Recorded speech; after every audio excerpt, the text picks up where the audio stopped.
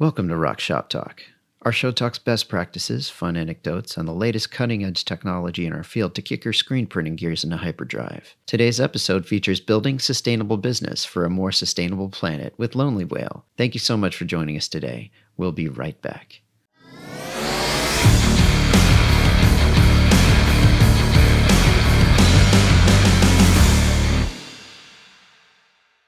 I want to welcome everybody back to Rock Shop Talk, your one-stop rock shop where we talk all things screen printing. Today, we are here to talk about building sustainable business for a more sustainable planet. We are joined with Dune Ives of Lonely Whale. Alongside me, as always, is our marketing director, Mr. Merrill Capps. And joining us back again for another episode is our purchasing and logistics director, Mr. Andy Johnson. Welcome, everyone.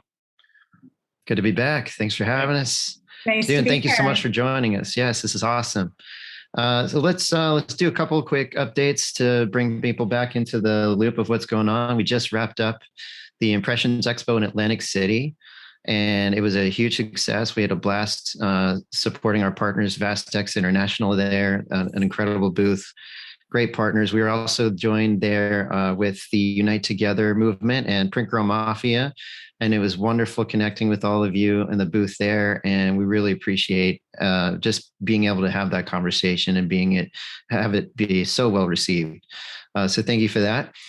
Show specials. I just spoke with Brian Richards, our sales director, this morning, and show specials are still going on for the next couple of weeks, I believe, till the 15th of April. Does that sound right? Or is that just tax day? Is that the... Oh gosh, don't say that, Merrill, please. Just not cool, man. Do not throw the word tax into that conversation. I should have never meddled. I apologize, everyone. But anyway, it was a wonderful experience, and it kind of leads that experience with Unite Together is a perfect segue in today's talk with the CEO of Lonely Whale and this awesome prize that you all have partnered with Tom Ford to create the Plastic Innovation Prize. Before we go into that, just wanted to say it's a great privilege to be a part of that and to be able to support such a noble and worthy cause to heal our precious only planet that can sustain us. And may we continue to do only that. So with that, Ross, take it away. Awesome. Well, I mean, I think it's always good to start out with this lovely construction noise in my ear right now. I picked a good time to unmute my mic. But start out by having everyone introduce themselves and actually really specifically, Dune, introducing yourself, how you entered the industry that you're in, and tell us about Lonely Whale, and then specifically this award and partnership between Lonely Whale and Tom Ford. Yeah, well, it's really a pleasure to be on this show. I think this is probably going to be one of the most fun podcasts I've ever done. So thank you, gentlemen, for being my host today. Really thrilled to be here, and so happy to have Rock as a member of our early adopter coalition. So I hope we're going to spend a little bit of time on that and what that means. But yes, Absolutely. I'm Dune Ives. I am the CEO of Lonely Whale. I have been with Lonely Whale, which is a nonprofit organization. I've been with Lonely Whale for 6 years, I think, on Friday. So Wow. April Fool's Day. Congrats. Thank you. Congratulations. Thank you. On I'm April a Gen Fool's Xer, Day. so this is really weird. 6 years at one place. I'm supposed to be 2 years, right? Every 2 years, switching up.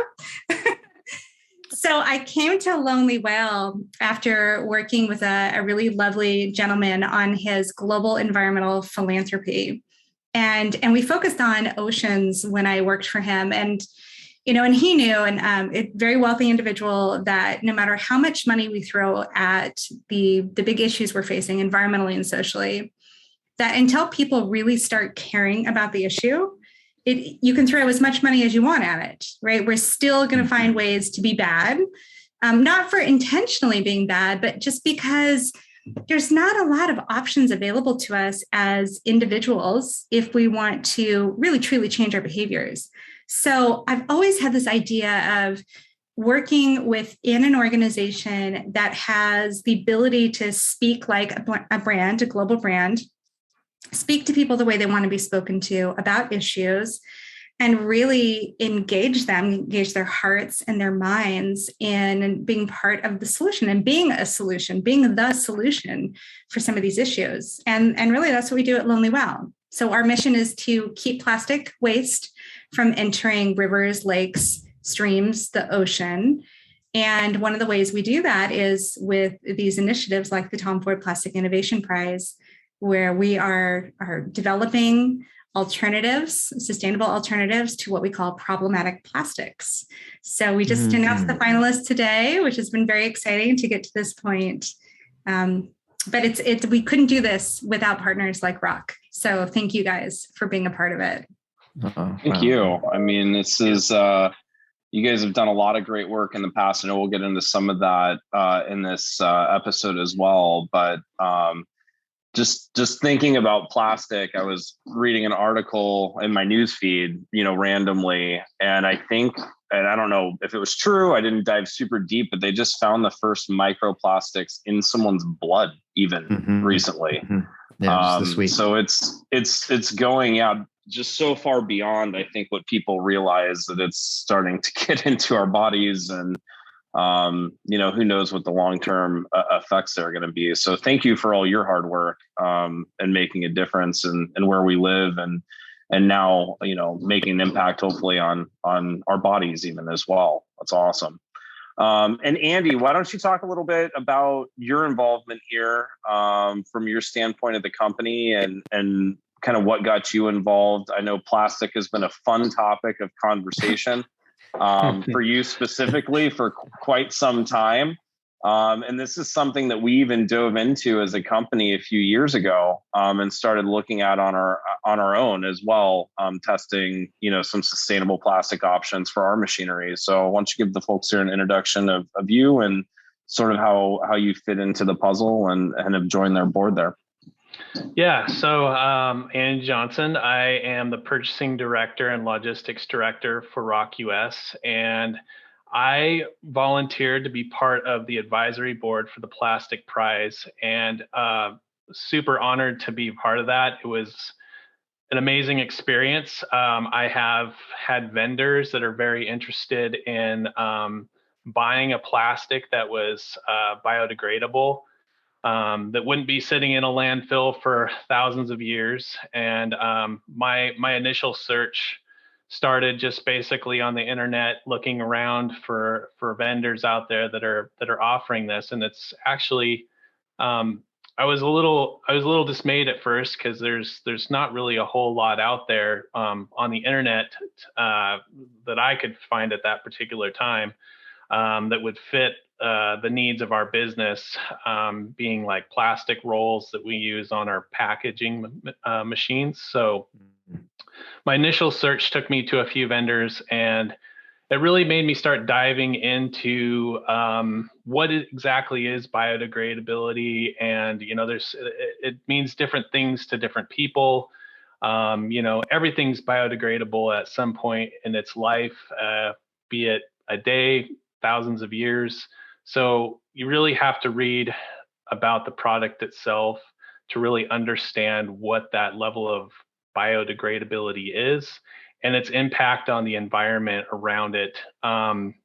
So doing the advisory board, I was just shocked at the technologies that are out there, and what people have brought to the table. I'm not sure how much I can say here as far as like the technologies that are concerned, but it's just amazing what people have done. And I did a lot of research doing this as part of the advisory board, just to understand everything. There's a lot of science in this, and people spend a lot of time and hard work trying to bring a product that's going to be best fit for not only business needs but for our environment.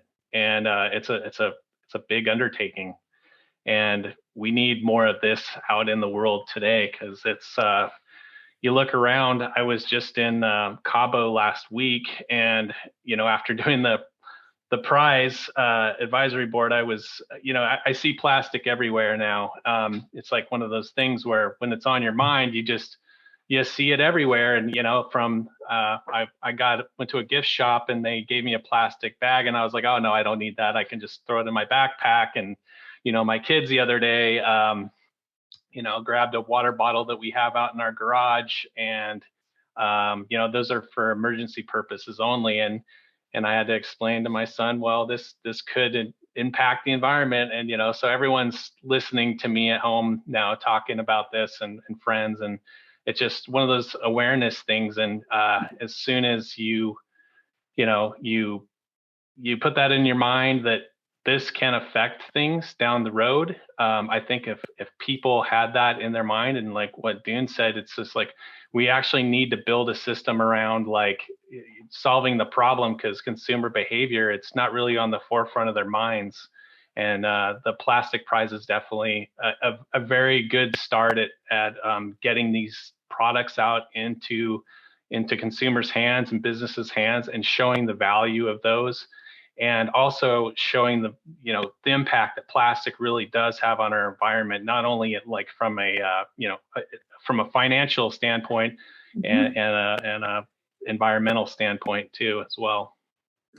And I think, Andy, around the same time you were doing your research, we were also looking around to see, well, what kind of solutions are there for just in the fashion industry, 180 billion non-recycled thin film plastic poly bags. That's a lot of bags every single year. So surely there must be solutions, right? So you were looking, we were looking, and we thought there's nothing. Like, yes, there's a couple things here and there, but can they scale?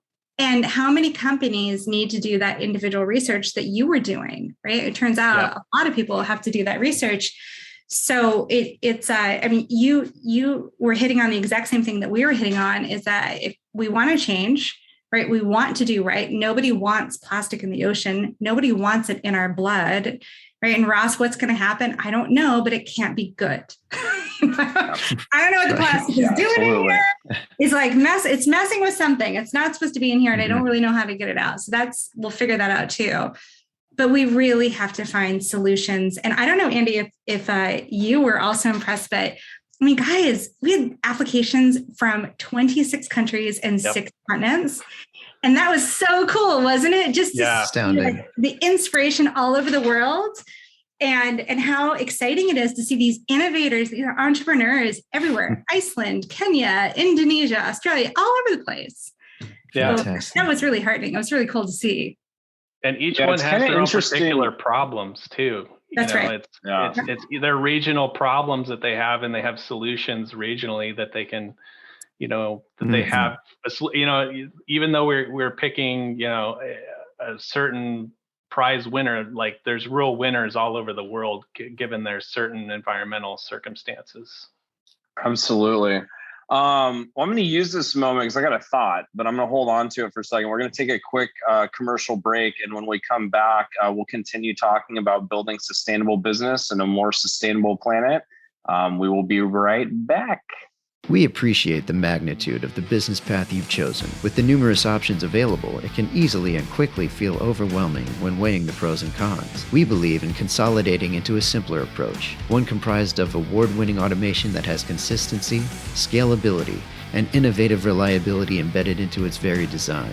Meet the ROK US automated press fleet at ROK.US or call 187-ROCKET now. That's 877-674-8669. Want to welcome everybody back to ROK Shop Talk, your one-stop ROK shop where we talk all things screen printing. Today, we are discussing building sustainable business for a more sustainable planet with Dune Ives of Lonely Whale. I'm ROK US President Ross Hunter. Alongside of me, our Marketing Director, Mr. Merrill Capps, and our Purchasing and Logistics Director, Mr. Andy Johnson. Welcome back, everyone.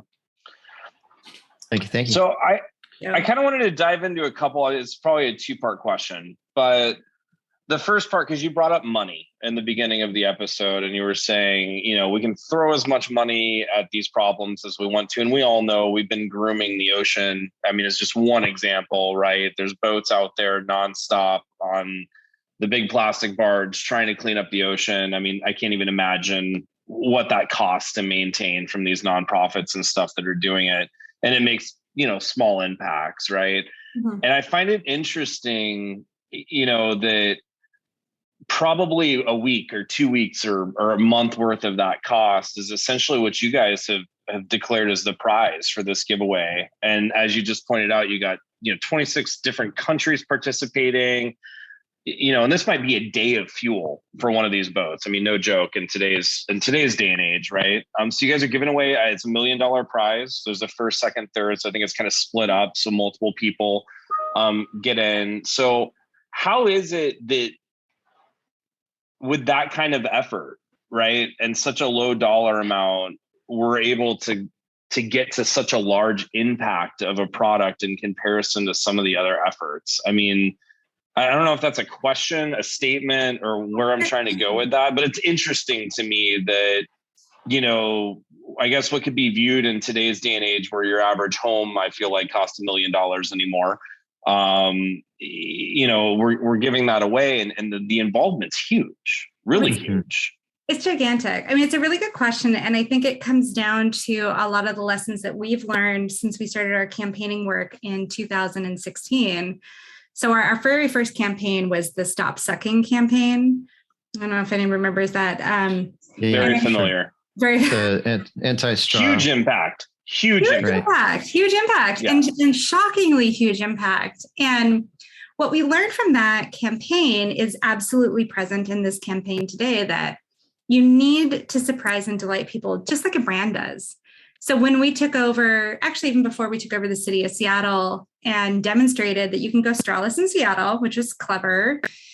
And we had our quarterback, our Super Bowl winning quarterback, who will be remain nameless because he's no longer with us and he's moving. It's fine. We're going to recover from that. He became the straw hero, and he showed up at our closing event.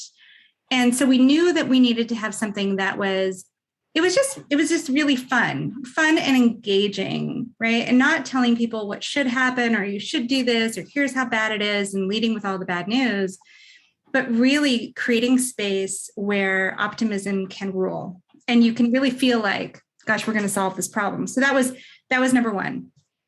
The second thing is that we knew that we needed to have influencers who could really help to spread the opportunity, I think, as far and as wide as possibly could.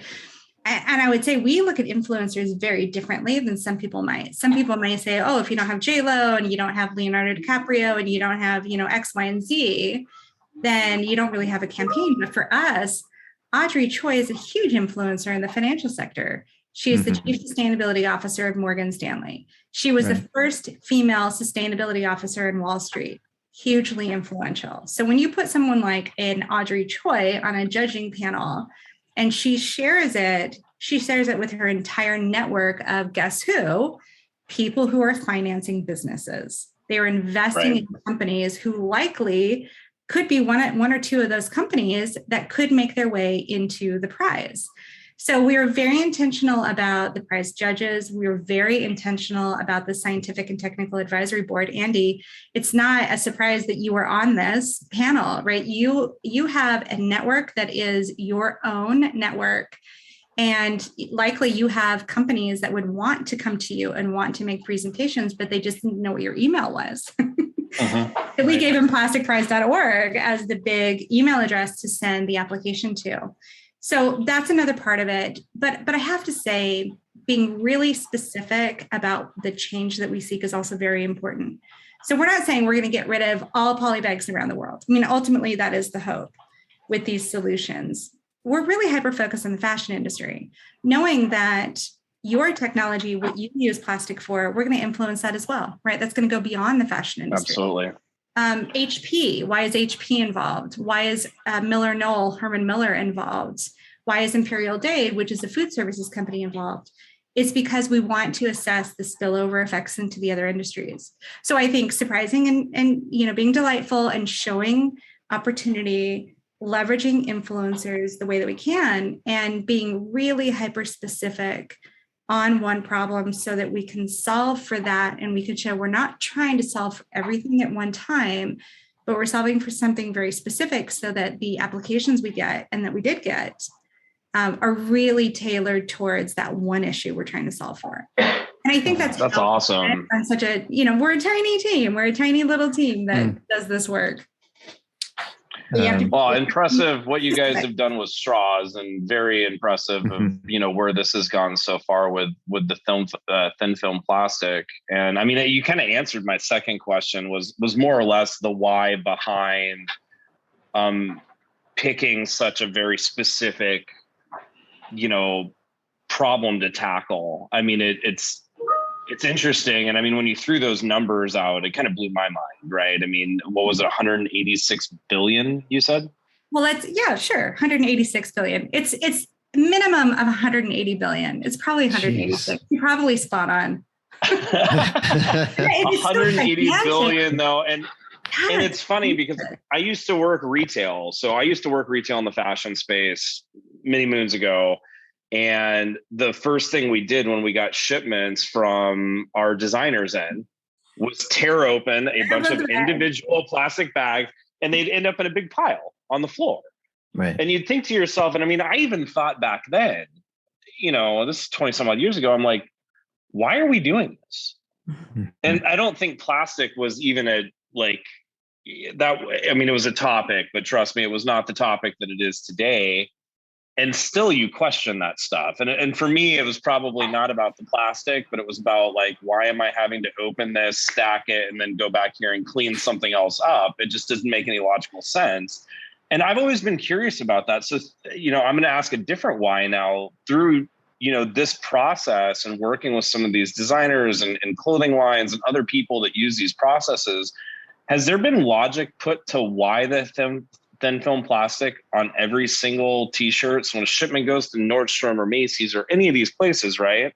They're getting a box, shirts are all folded, they're all in this poly bag, and the retailer is the one tearing the plastic off and then putting it on the shelf. Have you guys discovered just sort of what that logic is from a supply chain issue? Because I've never understood it personally.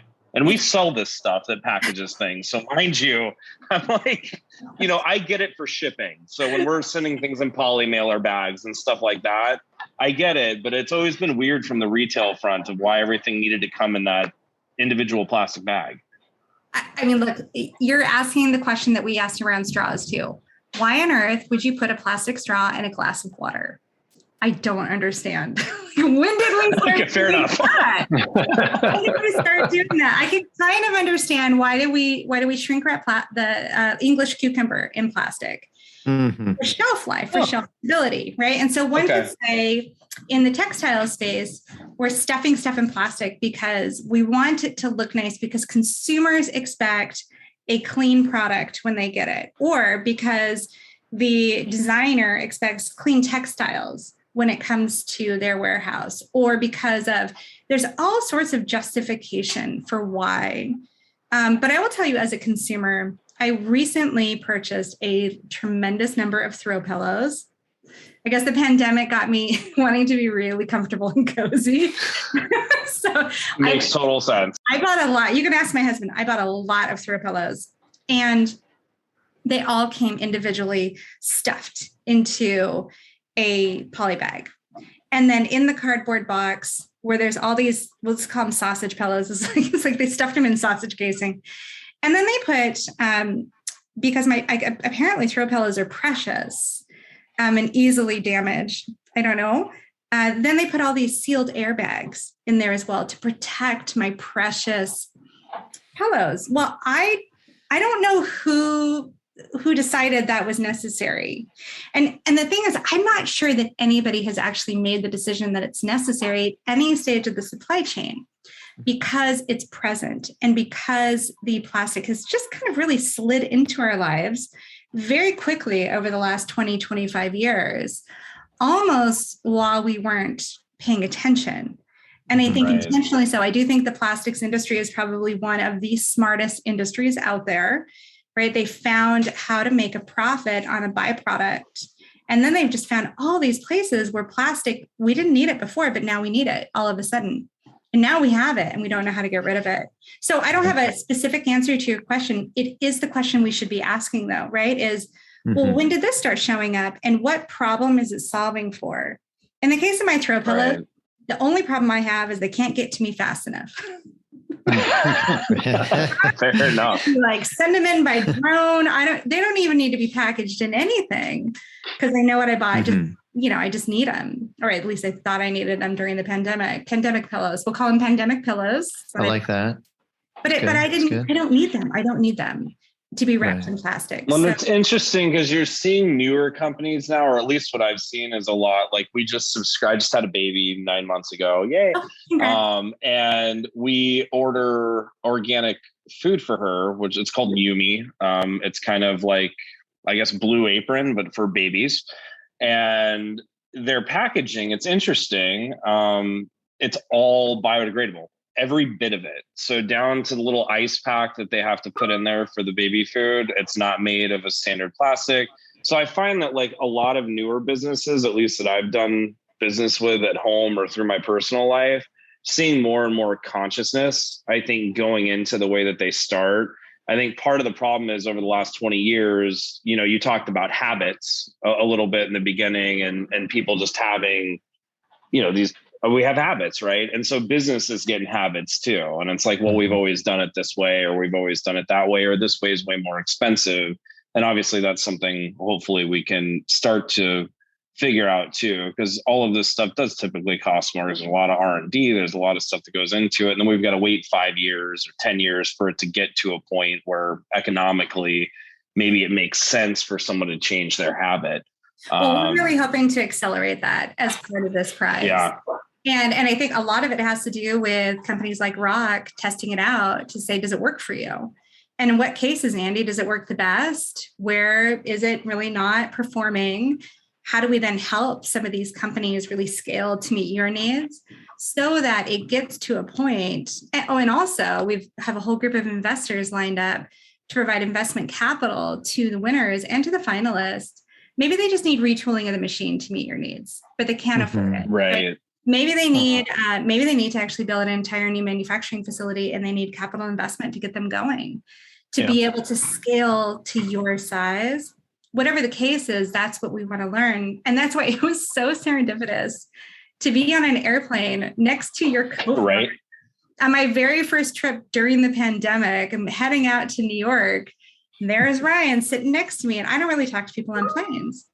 And turns out you all were texting that morning about what are our alternatives around plastic? How do we start to solve some of this? And I do think that there's a lot of interest. I think there's a lot of companies that really want to put in place biologically degradable rather than biodegradable. I mean, we're really lucky in the Northwest to have industrial composting facilities to be able to take that material, but most places around the US and around the world don't have it. Right. So what Andy is tasked with on the scientific advisory board is holding us all accountable to making sure that this is biologically degradable, meaning it can compost in your backyard. I don't know, maybe you could eat it. I'm not sure yet. Yeah, right. That was some of the technologies out there. You can literally eat this thing and it may have nutrients, Wow. Yeah. Wow. Never know. Yeah, right. Innovation. That's awesome. Andy, talk to us about some of the efforts that we're now embracing at our company and in our industry so far with our different partners since you've been a part of this. And maybe how are we now looking at modifying and embracing these practices in our machines as well? Yeah, our machine is right now we are using a packing machine for plastic, and it's a very sophisticated sort of dynamic machine that it's not just any plastic can go through. It has to meet a certain chemical criteria to ensure that it not only welds nicely, but it also doesn't gum up some of the mechanics of the machine via the blades that actually laminate the plastic. Mm-hmm. We want to move into that area. I mean, the interest is definitely there. I think it's just we need to put that in front of consumers, our customers. This is an amazing alternative. It either meets or exceeds the current strengths of your plastic, or the visibility of the plastic that you're using for your t-shirts that you're packaging or any garments. So we really want to move forward with some sort of product like that that's compostable in your backyard. I mean, that would be ideal for our customers, and their customers want that as well. So Nice. Yeah, I mean, I think that's the biggest thing is it really puts our customers who are printing for the fashion industry, all these different brands, it puts them in kind of a blue ocean. If they've got a machine, this, plastic, or I don't even want to call it plastic anymore, but this new material that's developed that hopefully we can test and that can work, them getting on that train is going to help, because the true end consumer, the big box retailers and stuff, they're going to be the ones that are pushing hopefully hard to make sure that their distributors are using these types of materials and help be a part of that solution. So I think it's going to be a really exciting time. And I know, I mean, like Andy said, the interest is huge. I mean, we've had the interest for years. It's just been a really hard problem to solve until, a plane ride happens.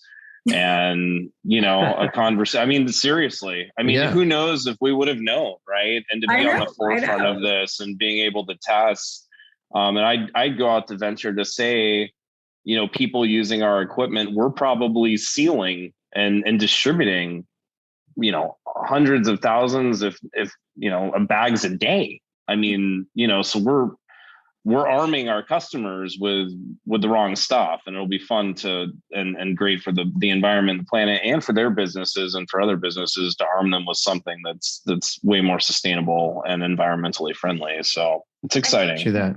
That's right. And I would say too, I'm sorry, Meryl, I would just say, no, go for it. First and foremost, we can also reduce, and we should. I think having your customers take a look at where do they not need them anymore? Like Vuori is a good example of a brand. They're one of our early adopters. Joe Kudla, the CEO, is one of our prize judges. And they've eliminated about 95% of the polybags they use. But there's 5% left. And now we're focused on that 5%, right? Instead of 100%, we're focused on the 5%. Right. And so I would encourage that too. Like, let's get rid of those that we really don't need. Good call. Absolutely. Two quick questions for our next commercial break. First of all, earlier before the last break, you were talking about problematic plastics. That was the phrase you used, and I caught my interest, and I'd love to explore that more. Is there good resources that you would recommend? I know that there's a lot in pop culture about like a lot of noise about this topic, but as far as you're concerned, like, are there very reliable sources to provide materials that are not problematic plastics? And how can people discern what the difference is? Oh gosh, such a good question. Problematic plastics for us at Lonely Well are those items that are directly related to a growing kind of increase in the amount of new plastic that enters the ocean every year. So in polybags, it's made from thin film plastic, which tends to be low density polyethylene. And that contributes primarily to the 46% of new plastic entering the ocean every single year. So by solving for this issue of thin film in the fashion industry, can we then spill over to other industries and then spill over yet into other types of thin film plastics like bubble wrap and shrink wrap and other types of plastics that are made from the same material? So the other reason it's problematic is because even though you could collect, conceivably, if it was profitable, you could collect thin film plastic curbside in the States, let's just say the United States to begin with. The material is so lightweight that when it goes into the mixed recycling containers that we tend to have, it really jams up the infrastructure in the recycling centers. So it causes a lot of problems. It's lightweight, it flows away. It also, when it's ingested, has about a 25% mortality rate. And we know turtles among sea creatures. And so turtles tend to mistake bags as jellyfish, which is, their lovely treat in the ocean. So that's why we designate it as problematic. Now, there are a lot of good uses for plastic. Many of our automobiles use plastic. Equipment and goods in hospitals and other medical centers use plastics. There's a lot of reasons for plastics to exist. And so we're not really focused on those that are more durable. They tend to not get lost to the environment. They tend to have longer lifespans. For us, it's these single use, hard to recycle because there is no end buyer for it. There's no end of life other than the trash or the environment, and they become really problematic.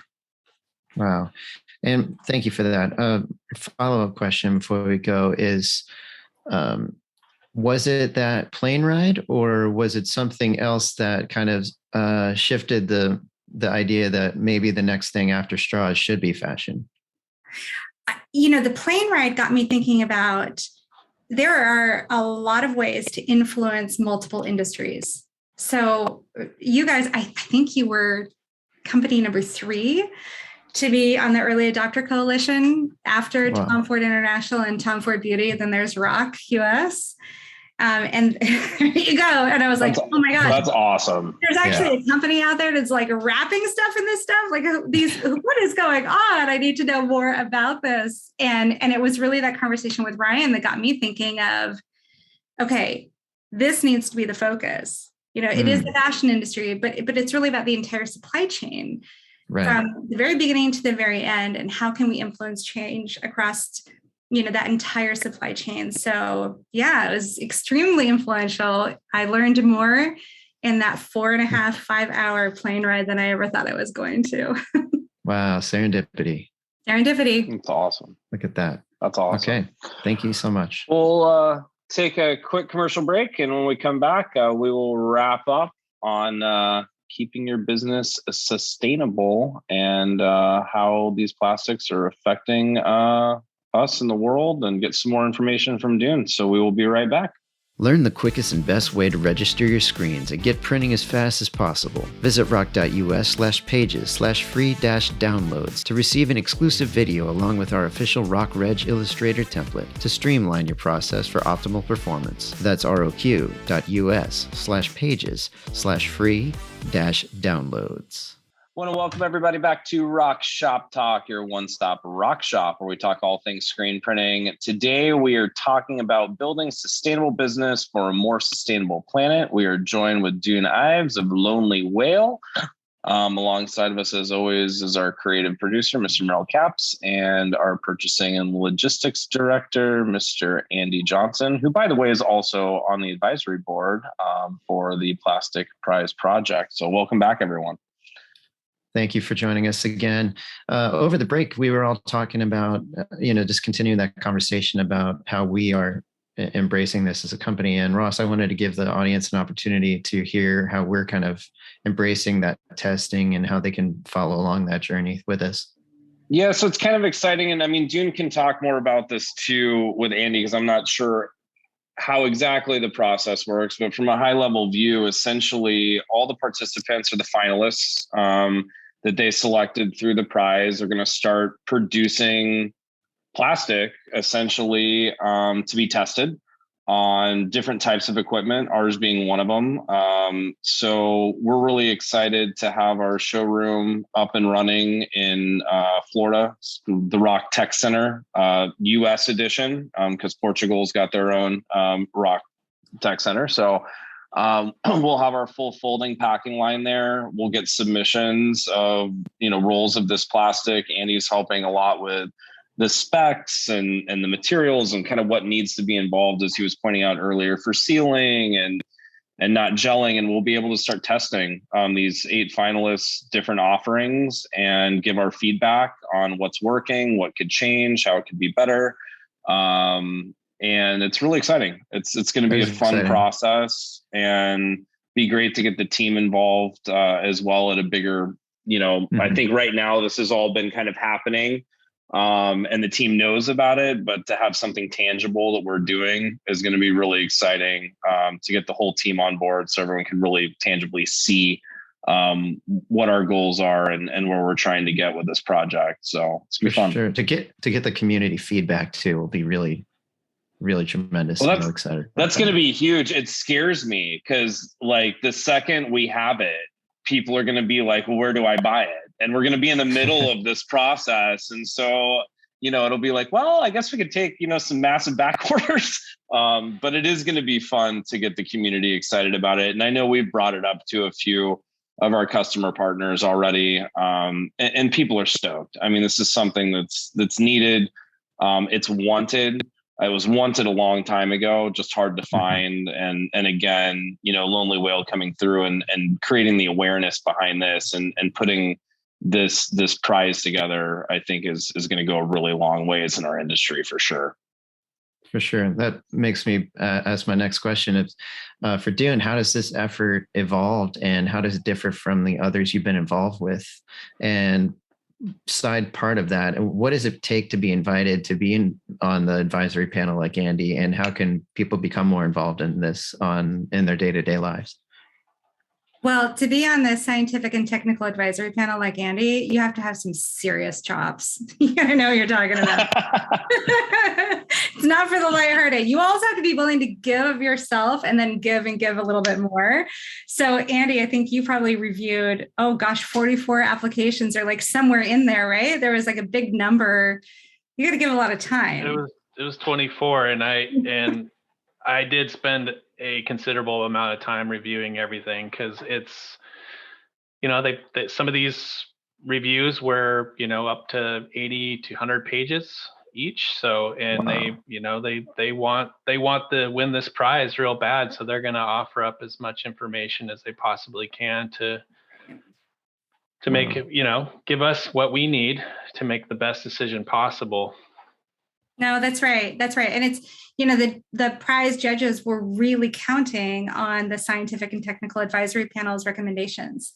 And they really leveraged those. They took them very seriously. And then they added their own kind of contextualization on top of it and their own questions, which were also really valuable to work through.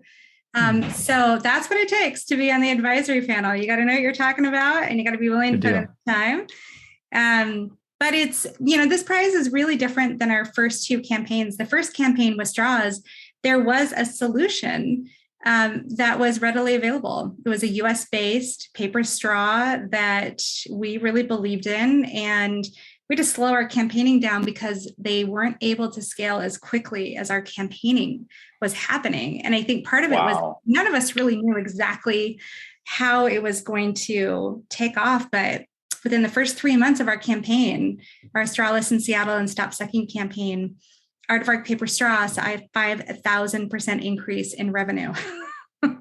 This is 3 months in, and we weren't even getting started. So our second campaign, Hydrate Like a Mother. My daughter says there's another word that goes at the end of that. She's 30. We've got there. That had both Aquaman, it had Adrian Grenier, and it had Jason Momoa in our PSA. We really didn't feel like there was a good alternative to plastic bottled water for people who want water on the go. So we worked with AMI Beverage Company, which is now Vita Coco Company, and we created a new vertical. We brought to market a new brand of canned water. So I think this one, for each campaign, we're learning, but each campaign is focused on a different plastic and they have a different set of issues. So in this case, we're trying to bring those solutions to market for the very first time. It's amazing. Awesome. Amazing. This has been such a huge wave of change, though, after each of these that you talked about. I mean, I remember bottled water on the airlines, and that's all changed now. I mean, you see boxed water. I mean, there's a bunch of different variations of it. We got to get rid of those cups eventually. Oh, I've got a solution for that too. The aluminum cup. We've got to get the aluminum cup everywhere. I would love that. I love aluminum cups, actually. Aluminum cups are great. Super cool. Infinitely recyclable. They're great. They keep everything cold. That's awesome. So what's next for you guys at Lonely Whale? Obviously, you're in the thick of Plastic Prize right now. How do you plan and what's kind of, when this gets to a certain stage, what's the next plastic that you're going after, or vertical or market, and how do you plan for that? Yeah, when we started our campaigning, we felt like every 2 years would be our cycle of bringing a new campaign to market. So 2017 was the straw, 2019 was the plastic water bottle, 2021 then was thin film plastic. What we're really focused on right now is making sure that we're continuing to just push hard on all three of those plastic types. We have another initiative called Next Wave Plastics, which is working with very large and very small and everywhere in between companies to build infrastructure in parts of the world where the plastic waste crisis is the most acute. Take that material and then put it into their products that will never make their way back out to the ocean. So if you can think about a Herman Miller chair being made from ocean-bound plastic, or a human scale chair being made from ocean-bound plastic. Unfortunately, we're not going to find those on the beach that we can just pick up and take into our homes. That's our big dream, right? Is to find one of those in the side of a riverbank, jokingly. Right. But that's on track to achieve its goals by the year 2025. And so we're adding more companies, we're adding suppliers there. And then we have a whole youth program as well. And with the youth, what we're really focused on right now is building the very first media network for young environmentalists who understand the policy changes that need to happen in order to achieve, what we all want, which is a livable, healthy planet for all. But we need their voices to get out there more, and we need to put a big megaphone on their positions and their platforms. And so we're getting ready to launch what we call Awake Media. We have 3 magazines already under our belt, print and digital. And then we're going to do a radio and a TV pilot and see how well those play out. But we're really excited there as well. So, we're really staying steady this next year and just making sure all of our initiatives are really successful. We're now entering year 2 of the Tom Ford Plastic Innovation Prize of a 5-year program. So will we introduce another campaign next year? It's too early to tell. There's a lot of work to be done, but we're really just staying focused to make sure this is very successful. Excellent. Please reach out for any kind of thing that I could possibly help with. This is a big passion for sure. Amazing. I have a list for you already, Meryl. So don't worry. Bring it. Andy, we're coming back to you. Ross, I'll figure out something for you. 100%. Absolutely. Yeah. So to kind of wrap up, if you were to just give our audience one thing to kind of learn about you or your brand, Lonely Whale, what would it be? And then, of course, we'll kind of end with where can everyone find you online, social, websites, etc. So people can go check this out. And we'll, of course, put links to all of that in this podcast as well. I would say one thing about Lonely Whale that we hold true every day in our work is that it's more fun saving the planet when you do it with a friend. So don't ever be worried about whether or not what you're doing is the right thing. Do something.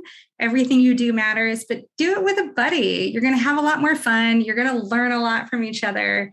And chances are you're going to inspire each other in ways that you never thought was possible. So that's a big tenet of the Plastic Innovation Prize. We've got over 15 brands participating. We've got a number of judges, advisory board members, and we couldn't do it without this whole group. So that's my tip for the day. Don't save the planet by yourself. Don't be a superhero. Be a super friend. Love it. And you can find us at lonelywhale.org. That's the best place to find us. That's awesome. Well, I want to thank you again for joining us today. I know we'll definitely have a follow-up episode as we get into testing and we get further along the process with you guys. And we'll be sharing our own video tagging Lonely Whale as we're going through these different things and putting it out there. And really exciting to get to that place where we've got a sustainable roll of plastic that all of our rock, fold, and pack consumers will be able to put on their machines and start to pack responsibly, which will be really exciting. So thanks again for joining us. It's been really special to be a part of this, and we're excited to continue this journey. All of you out there listening, think about this episode for the day. do something different in your life, throw away the straws, get a paper one, kill the cup, kill the plastic bottle, get something that's, reusable, and we'll figure out how to get this thin film out of our industry. Hopefully someday really soon. So again, thank you all for listening to our episode here on building a sustainable business for a more sustainable, pleasant, it will be pleasant planet for a more sustainable planet. I always love Meryl's tongue twisters, and everyone have a great week and continue to press onward and rock on. Rock on. Thanks all. Thank you. Thanks to Dune Ives of Lonely Whale and Andy Johnson for joining us today. As always, thank you for spending time with us this week, and thank you for trusting us as your partner in print. Tune in at your convenience wherever you listen to your podcast by searching Rock Shop Talk. If you'd like to request to be on the show, please visit rock.us/rockshoptalk. If you found today's episode helpful, please recommend it to a friend who you think may find it helpful as well. Please like, share, and subscribe on social media. Until next time, rockers, press onward.